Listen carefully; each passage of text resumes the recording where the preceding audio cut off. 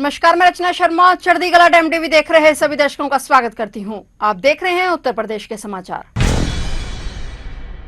सत्तारूढ़ भारतीय जनता पार्टी ने उत्तर प्रदेश विधान परिषद के चुनावों के लिए स्नातक और शिक्षक निर्वाचन क्षेत्रों से उम्मीदवारों की सूची जारी कर दी है। पार्टी द्वारा जारी सूची के अनुसार अवनीश कुमार सिंह लखनऊ स्नातक, डॉक्टर मानवेंद्र प्रताप सिंह आगरा स्नातक और श्री हरि सिंह ढिल्लों बरेली मुरादाबाद शिक्षक, उमेश त्रिवेदी लखनऊ शिक्षक और श्री चंद्र शर्मा मेरठ शिक्षक को टिकट दिया गया है। वर्तमान में लखनऊ स्नातक क्षेत्र से विधान परिषद के सदस्य अवनीश कुमार सिंह ने बताया कि निर्वाचन आयोग ने अभी तक चुनाव कार्यक्रम की घोषणा नहीं की है। सिंह का कार्यकाल 6 दिसंबर 2026 को समाप्त हो रहा है। उत्तर प्रदेश की 100 सदस्यीय विधान परिषद में भाजपा के 79 सदस्य हैं, जबकि उसकी सहयोगी पार्टी अपना दल सोनेलाल का 1 सदस्य है। समाजवादी पार्टी के 10 सदस्य हैं, जबकि अन्य श्रेणी में 5 और 4 निर्दलीय सदस्य हैं।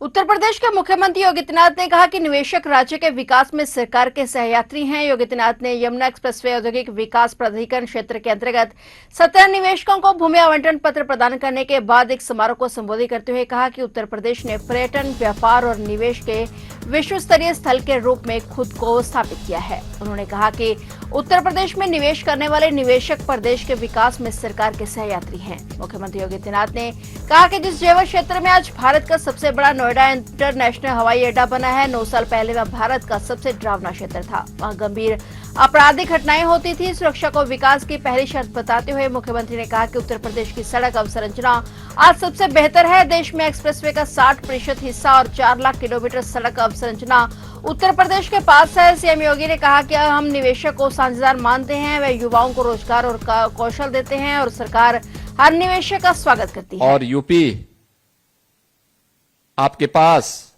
25,000 हेक्टेयर का एक बड़ा लैंड बैंक केवल यमुना एक्सप्रेसवे इंडस्ट्रियल अथॉरिटी के पास हम विकसित करने जा रहे हैं।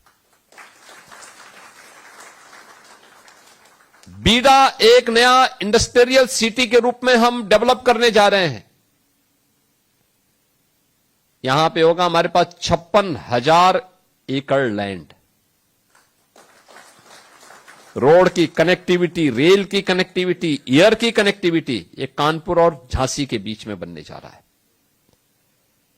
और मैं चाहूंगा आपको, एनसीआर में तो बहुत हो रहा है, एनसीआर के बाहर भी अब हमें देखने की आदत डालनी चाहिए। बदले हुए परिवेश में आज देखो ना, इतना टूरिज्म यूपी के अंदर आ रहा है। गत वर्ष यूपी के अंदर 156 करोड़ टूरिस्ट यूपी के अंदर आया था। आप सोचो, उस ताकत को सोचो। ये यूपी की बीमारूपन वैसे दूर नहीं हुआ है, ये बीमारू यूपी नहीं था, यहां का राजनीतिक नेतृत्व बीमारू था, उसकी मानसिकता बीमारू थी। उसने अपनी बीमार मानसिकता से यूपी को बीमार बनाया था। यूपी तो अनलिमिटेड पोटेंशियल का राज्य था। अनिर्णय की स्थिति, गुंडों के पीछे दुम दबा करके चलने की प्रवृत्ति, उन माफियाओं के सामने नतमस्तक होने वाला राजनीतिक नेतृत्व यूपी को बीमारू बनाया था। यूपी बीमार नहीं था, यूपी को उस बीमार मानसिकता ने बीमारों की श्रेणी में लाकर के खड़ा किया था। और जब स्वस्थ मानसिकता के साथ संचालित करने वाली डबल इंजन की सरकार आई, आज यूपी बीमारू नहीं, आज यूपी देश का इकोनॉमी का ब्रेक थ्रू बन चुका है। भारत की अर्थव्यवस्था का एक ग्रोथ इंजन के रूप में अपनी भूमिका का निर्वहन कर रहा है। और मुझे प्रसन्नता है, तेजी के साथ अलग अलग सेक्टर में बड़े पैमाने पर निवेश आज यूपी के अंदर हो रहा है। उत्तर प्रदेश के देसी गायों के हाई प्रोटीन दूध और गोद उत्पादों की भारतीय सेना में मांगे बढ़ रही हैं। साथ ही प्रदेश में तैयार उच्च स्तरीय गोद उत्पादों की आपूर्ति अब राष्ट्रीय राजधानी क्षेत्र एनसीआर के अलावा चेन्नई, बेंगलुरु और मुंबई तक ऑनलाइन की जा रही है। बयान में कहा गया कि उत्तर प्रदेश के मुख्यमंत्री योगी आदित्यनाथ की प्रेरणा से राज्य में गौ संरक्षण अब राष्ट्रीय शक्ति और आर्थिक समृद्धि का नया मॉडल बनकर उभरा है। मुख्यमंत्री आदित्यनाथ के नेतृत्व में उन्नत स्वदेशी नस्ल की गायों के संरक्षण के लिए अभूतपूर्व कार्य हो रहे हैं। बयान के अनुसार प्रयागराज के इंजीनियर एसएन त्रिवेदी ने नोएडा में रोजगार के साथ गौ संरक्षण का नया मॉडल पेश किया है। उनकी गौशाला के गिर, साहिवाल समेत देसी नस्लों की गायों के दूध में उच्च गुणवत्ता का प्रोटीन और प्राकृतिक पोषक तत्व पाए जाते हैं। यही वजह है कि सेना में इसके उपयोग की मांग लगातार बढ़ रही है। बयान के मुताबिक प्रदेश में पहली बार आइसलैंड और डेनमार्क की अत्याधुनिक डेयरी तकनीक से दूध उत्पादन और प्रोसेसिंग की वैज्ञानिक व्यवस्था की गई है। इसे अपनी तरह का देश का पहला अभिनव प्रयोग माना जा रहा है। गौशालाओं, आधुनिक डेयरी तकनीक और ऑनलाइन मार्केटिंग से प्रदेश का देसी गाय आधारित मॉडल राष्ट्रीय पहचान बना चुका है।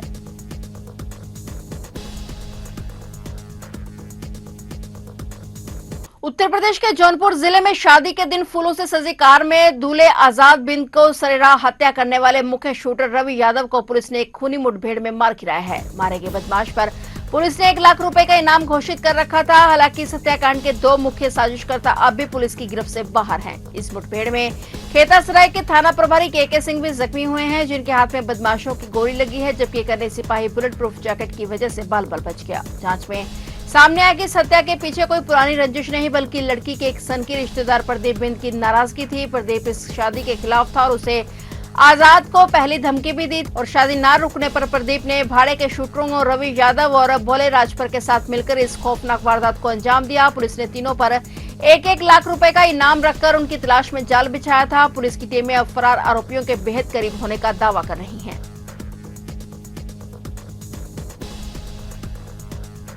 खेतों में काम कर रही महिलाओं से जेवरात लूटकर 1 सप्ताह से अलीगढ़ जिले में आतंक मचा रहे 2 कुख्यात लुटेरे रजा मोहम्मद और मोमिन अतरौली के गोंदा रोड पर पुलिस मुठभेड़ में मार दिए गए हैं। इन बदमाशों ने अतरौली में ही एक महिला से कुंडली लूट लिए थे और इसके बाद शुरू हुई घेराबंदी में मंडोली चौकी पर पुलिस चेकिंग के दौरान मुठभेड़ हो गई। बदमाशों ने एसओ की गाड़ी पर फायर किया और जवाबी फायरिंग में दोनों बदमाश ढेर हो गए। इस दौरान एसओजी के 2 सिपाही भी बदमाशों की गोली से घायल हुए। अलीगढ़ जिले के मंडरा, गोंदा, दरौली और छरा क्षेत्र में 17 और 21 मई को महिलाओं से लूट हुई थी और इसके बाद पुलिस ने सीसीटीवी में कैद दोनों बदमाशों की पहचान महिलाओं से कराई तो दोनों पहचान लिए गए और इसके बाद एसएसपी और डीआईजी स्तर से 50-50 हजार रुपए का इनाम घोषित किया गया था। जब टीम ने खोज शुरू की तो उनकी लोकेशन बुंदेलशहर आई और जिला प्रशासन की कई टीमें इनकी घेराबंदी में लगी हुई थी। इस बीच जिले का इनपुट मिला तो पुलिस टीमें सक्रिय हुई और घेराबंदी में दोनों ओर से फायरिंग हुई और इसी फायरिंग में इनामी बदमाश हापुड़ सिंभावली राजापुर का राजा मोहम्मद और बुलंदशहर कोतवाली देहात का मोमिन गोली लगने से ढेर हो गई।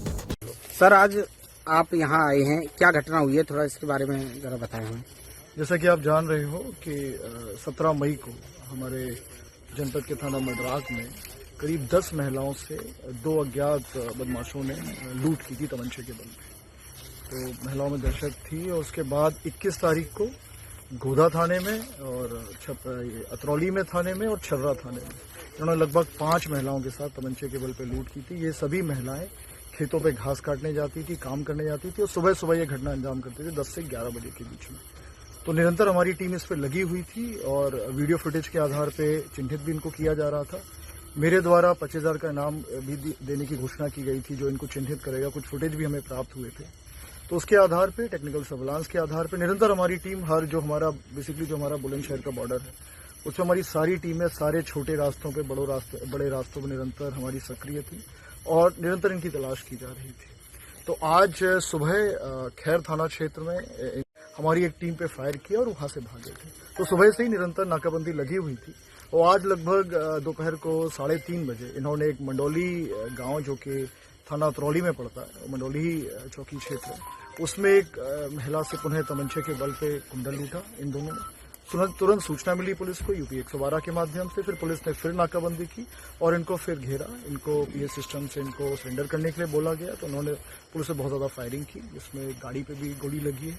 हमारे 2 पुलिसकर्मी घायल भी हुए हैं। तो आत्मरक्षा जवाबी फायरिंग में ये दोनों बदमाश, जिनके नाम रजा मोहम्मद, जिसके ऊपर करीब 40 मुकदमे हैं, ये रजापुर गांव सिंभावली थाना क्षेत्र जो कि हापुड़ में पड़ता है उसका ये अपराधी है, और दूसरा मोमिन जो कि कोतवाली देहात बुलंदशहर जनपद का अपराधी है, उस पर 27 मुकदमे हैं। इन लोगों ने लगभग, जो रजा मोहम्मद है इसने लगभग 27 लूटें की थी और इसमें महिलाओं के साथ इसने लूट की थी। लगभग 40-50 महिलाओं के साथ इसने लूट की थी। एक इसमें लूट में इसने एक महिला के साथ गलत काम भी किया था, जिससे भी मुकदमा पंजीकृत है दंकौर थाना क्षेत्र में। और जो दूसरा व्यक्ति है मोमिन, इसने 18 लूट की घटनाएं की थी। लगभग 30 महिलाओं के साथ इन लोगों ने घटनाएं की थी। रजा मोहम्मद अभी अप्रैल के लास्ट महीने में जेल से छूटा था और उसके बाद ये पुनः घटना गैंग सक्रिय करके घटनाएं करने लगा था, जिसमें महिलाओं को काफी दहशत हो गई थी। संभल में बकरीद पर्व को लेकर जिला प्रशासन पूरी तरह से अलर्ट है और सुरक्षा और शांति व्यवस्था बनाए रखने के लिए जिले को 5 जोन में बांटा गया है। 18 मजिस्ट्रेट तैनात किए गए हैं। अधिकारी ने जानकारी दी। उन्होंने कहा कि सोशल मीडिया पर भी निगरानी शुरू कर दी गई है। डीएम अंकित खंडेलवाल ने बताया कि बकरीद पर्व 28, 29 और 30 मई को मनाया जाएगा और इस संबंध में एसपी के साथ शांति समिति की बैठक की गई, जिसमें मुस्लिम धर्मगुरु और विभिन्न विभागों के अधिकारी शामिल हुए। जिला पंचायत के अनुसार संभल को कुल 5 जोन में बांटा गया है और 18 जगह पर मजिस्ट्रेट तैनात किए गए हैं। जिला प्रशासन के अनुसार थानों के अलावा संवेदनशील गांवों और नगरीय क्षेत्रों में भी पर्याप्त पुलिस बल तैनात किया गया है और प्रतिबंधित पशुओं के कटान पर डीएम ने कहा है कि कानून वैध पशुओं की ही कुर्बानी होनी चाहिए। इसके अलावा कोई कुर्बानी हुई तो संज्ञान लेकर कठोर कार्रवाई की जाएगी। उन्होंने कहा कि पिछले कुछ दिनों से लगातार निगरानी रखी जा रही है और छोटी से छोटी घटना पर पुलिस की नजर है।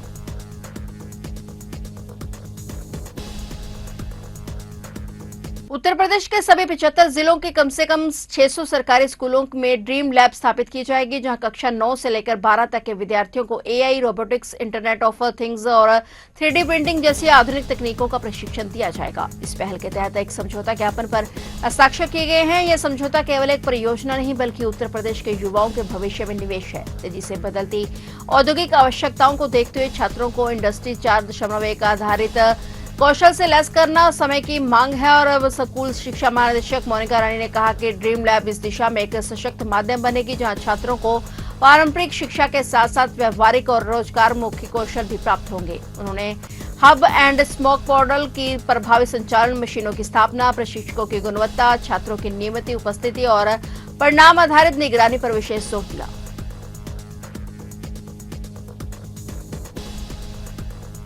उत्तर प्रदेश में नौतपा की शुरुआत के साथ ही गर्मी ने अपना विकराल रूप दिखाना शुरू कर दिया है। प्रदेश के कई जिलों में तापमान लगातार नए रिकॉर्ड बना रहा है। लोग भीषण लू की चपेट में आ रहे हैं। बांदा में पारा 46.8 डिग्री तक पहुंच गया, जबकि प्रयागराज, झांसी, हमीरपुर और उरई समेत कई शहरों में तापमान 45 डिग्री के पार दर्ज किया गया। मौसम विभाग ने कई जिलों में रेड अलर्ट जारी करते हुए लोगों को दोपहर के समय घरों से बाहर न निकलने की सलाह दी है और वहीं कुछ इलाकों में तेज आंधी और गरज चमक के साथ मौसम बदलने के भी संकेत मिल रहे हैं।